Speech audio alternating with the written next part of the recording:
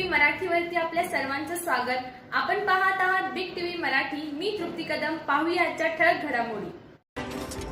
हुतात्मा नानकसिंग विद्यालय सोनवडे इथं स्वातंत्र्य दिनानिमित्त ध्वजारोहण उत्साहात।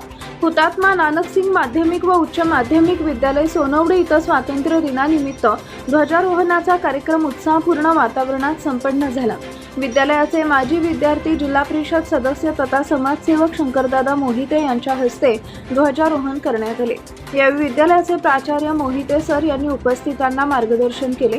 कार्यक्रमाचे प्रास्ताविक किरण शिंदे यांनी केले।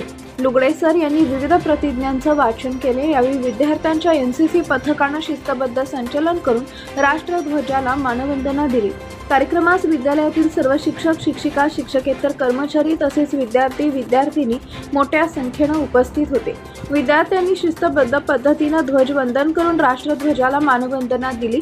स्वातंत्र्य दिनानिमित्त विद्यालय परिसरात देशभक्तीपूर्ण वातावरण निर्माण झाले होते।